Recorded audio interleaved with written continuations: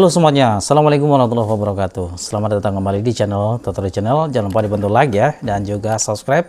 Di share video ini sebanyak-banyaknya supaya teman-teman pioner yang lain itu semakin mengerti.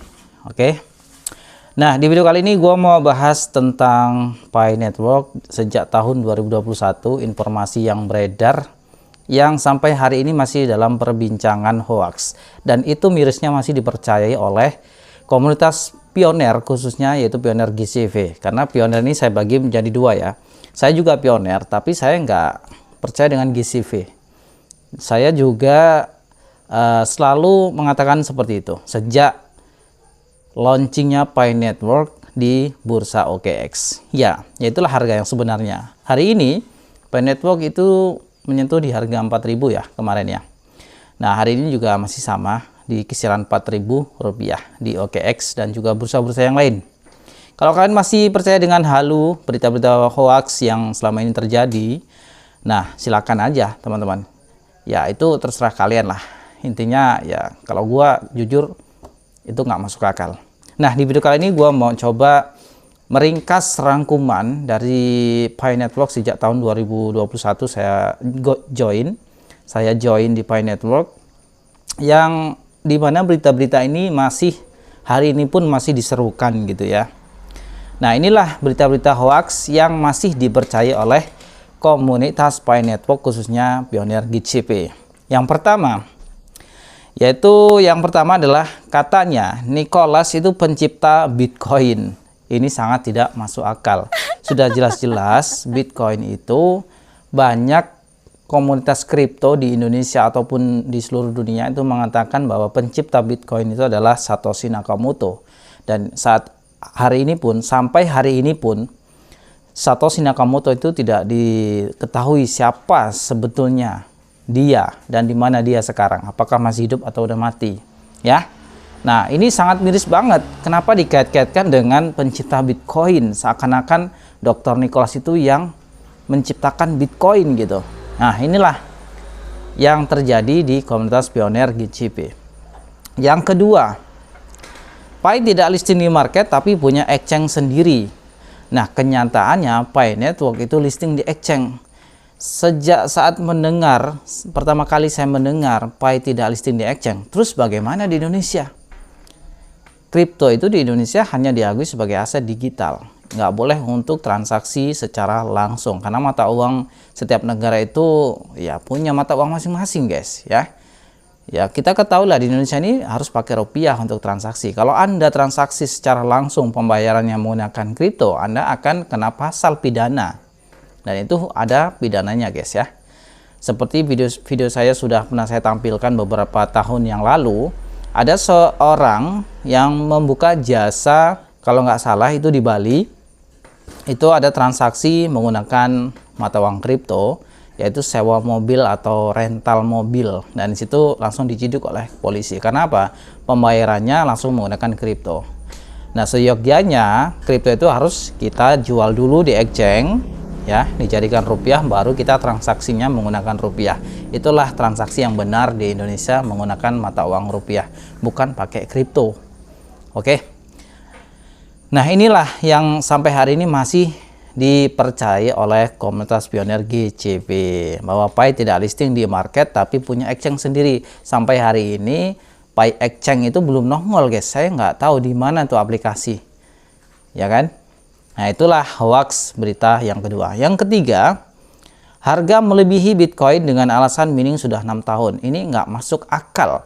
Seperti video saya sebelumnya sudah saya katakan ya, Bitcoin itu sudah jalan ya, sudah listing di market itu sejak 2009.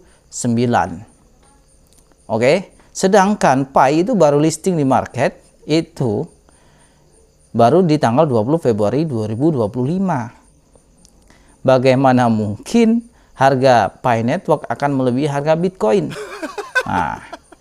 Nah selanjutnya berita hoax yang masih dipercaya oleh komunitas GCP, komunitas pioner GCP, yaitu adalah Pi bukan kripto tapi uang digital. Uang digital itu ya seperti rupiah itu yang masuk di dalam Dana, GoPay, ShopeePay. Nah itulah uang digital guys ya.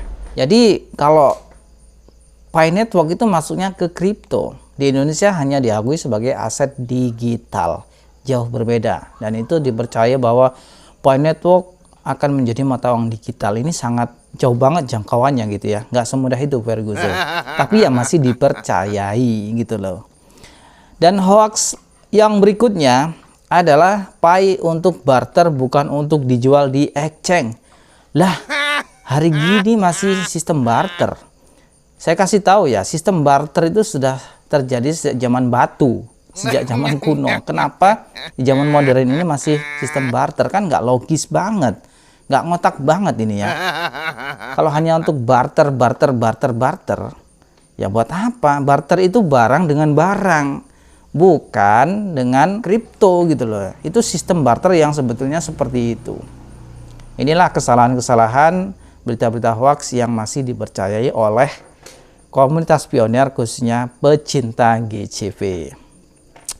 Berita hoax yang berikutnya yaitu adalah harga Pi yaitu GCV $314.159. Ini harga yang seringkali nggak ngotak menurut saya ya, nggak logis. Dari mana uangnya tiba-tiba langsung segitu? Bayangkan kalau satu user itu saya punya koin Pi yang sudah dimigrasikan itu 2026 koin. Bayangin berapa sultannya saya gitu loh ya, kalau harganya segitu gitu teman-teman. Dan ini nggak ngotak banget, sudah jelas-jelas sudah ada harga di market, masih aja ngeyel tentang harga GCV. Nah, kemarin ada yang menyangkal tuh, Anda pengetahuannya dangkal, nggak tahu tentang Pi Network gitu ya. Seakan-akan Pi ini harganya yang menentukan kita masing-masing, kita ya komunitas gitu. Dan itu berharap disetujui oleh core team. Sampai kiamat itu nggak akan disetujui. Emangnya semudah itu? Uangnya dari mana? Nggak ngotak banget gitu loh ya. Oke lah ya, itulah yang sampai hari ini belum juga beres tentang GCP. Dan itu masih dipercayai terus dan terus berharap sampai kiamat pun nggak akan pernah terjadi itu harga GCP guys. Selanjutnya, berita hoax yang masih dipercaya oleh komunitas GCP. Harga ditentukan utilitas bukan exchange.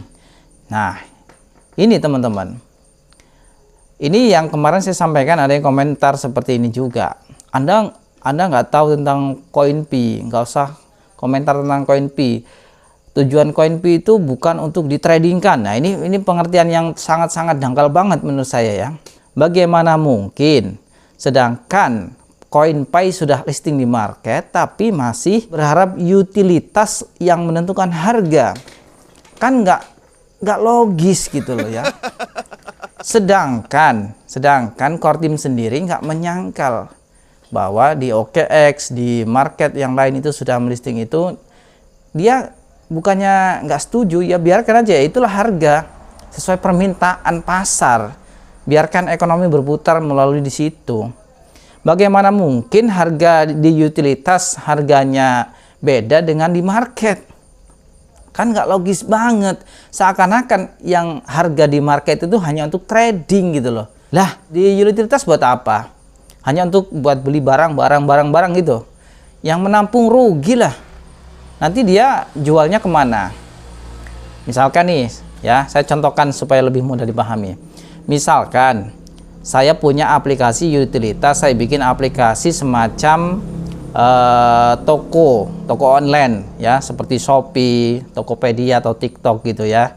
Nah, itu masuk dalam kategori platform utilitas Pi Network. Dia masuk ke jaringan Pi gitu ya. Kemudian saya menjual beberapa produk. Misalkan saya jual apa, handphone, elektronik dan lain sebagainya, macam-macam. Saya membandrol harga 0, sekian Pi ya, atau yang disebut dengan harga GCP. Harga GCP itu kan $314.159. Nggak mungkin lah saya menjual harga yang sudah ada harganya. Mengerti nggak maksudnya? Maksudnya gini, nggak mungkin saya menjual harga koin Pi itu di bawah harga pasaran atau ya lebih murah. Saya rugi dong. Misalkan saya menjual mic inilah, misalkan saya jual itu hanya 0,00 sekian Pi, sedangkan harga di market ya Satu pai itu cuma 4.000. Ini harga mikrofon saya. Ya, ini ya bisa dikatakan 200 atau yang nggak nyampe 1 juta lah. Ya, atau 500.000 lah. Saya rugi dong. Saya menjual 0, sekian kan ke pai, sedangkan satu painya aja cuma 4.000 di market. Kan tolol banget gitu loh. Logikanya di mana? Kalau saya menampung dari koin-koin kalian, ya kan, dengan menjual harga murah, ya kan, dengan menjual barang dengan harga 0, sekian pai, sedangkan satu painya aja hanya 4.000 rupiah guys sekarang ya di market. Lalu kalau saya menerima koin itu yang jumlahnya 0,00 sekian itu dari kalian, terus saya tampung gitu ya, kemudian kalian mintanya harganya itu mahal, satu koin P itu 5 miliar, saya rugi dong. Kalau saya mau jualnya kemana lagi? Apakah saya harus jual ke komunitas GCP? Pasti saya pikir mereka nggak akan mau beli. Ya, ini saya memposisikan saya sebagai seorang platform utilitas. Tentu saya akan memilih nggak akan saya jual barang saya dengan murah. Karena di pasaran harga koin P cuma 4.000. Logikanya di mana? Kan nggak ada otak banget gitu ya. Seakan-akan yang menentukan harga itu di utilitas. Lah, utilitasnya sekarang aja belum jalan. Belum ada tuh platform yang mau menerima koin P itu dengan harga 5 miliar. Di mana? Belum ada. Sampai hari ini belum ada. Ya, di platform utilitas itu belum ada yang menerima koin P kalian tuh dengan harga 5 miliar tuh belum ada. Kan nggak cocok banget otaknya gitu ya. Di mana? Kan nggak matching. Seakan-akan koin P itu yang menentukan utilitas. Kemudian nanti di market itu akan mengikuti utilitas. Lah sekarang market sudah jalan, utilitas belum jalan. Ya berarti utilitas nanti juga akan mengikuti harga market. Kan logikanya di situ. Oke? Semoga video ini bermanfaat. Silahkan share video ini ke teman-teman supaya teman-teman sadar bahwa Pi Network ini harganya ya segitu. Itulah harga real yang ada di market. Oke? Nah, pertanyaannya Bitcoin kenapa sekarang bisa mahal? Yaitu ada transaksi uang di market. Ada orang beli, banyak peminat. Ya, di video saya sebelumnya sudah pernah saya bahas kenapa harga Bitcoin itu mahal. Salah satu faktornya adalah teknologi blockchain-nya, kepercayaan publik, ya kan? Kemudian banyak yang transaksi, banyak peminat, supply and demand. Itu banyak faktor kenapa Bitcoin itu bisa mahal. Nggak seperti Pi Network, baru launching di market, mintanya 5 miliar. Siapa yang mau beli? Oke, sampai sini paham? Semoga video ini bermanfaat. Silahkan share video ini sebanyak-banyaknya ke teman-teman kita. Salam cuan, salam waras, dan wassalamualaikum warahmatullahi wabarakatuh.